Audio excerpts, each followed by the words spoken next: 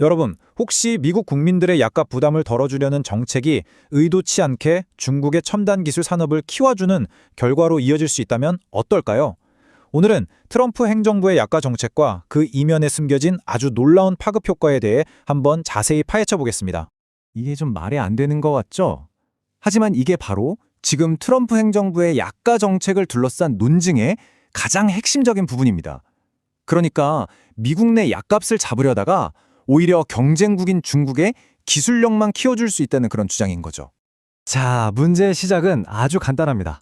미국인들은 전 세계적으로도 거의 제일 비싼 약값을 내고 있다고 해도 과언이 아니거든요. 그래서 현 행정부가 여기에 아주 직접적이고 대담한 해결책 하나를 내놓았습니다.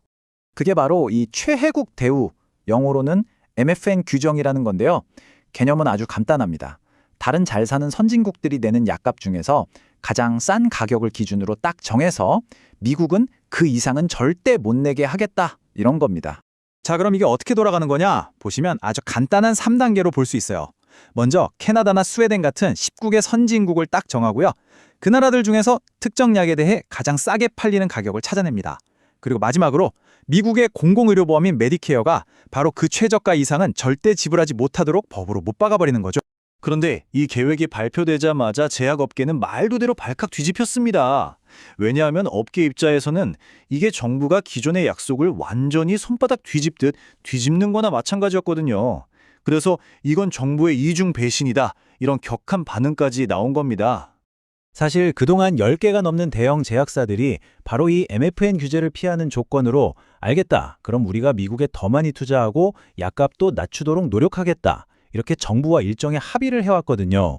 그런데 갑자기 이런 560페이지짜리 규제 폭탄이 떨어진 거니까 그야말로 뒤통수를 세게 맞은 셈이 된 거죠. 핵심은 이 정책이 가져올 재정적인 충격입니다.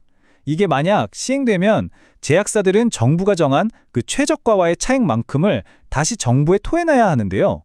그 금액이 약값의 최대 80%에 달할 수도 있다는 겁니다. 정말 어마어마한 돈이죠. 자, 그런데 문제는 여기서 끝나지 않습니다.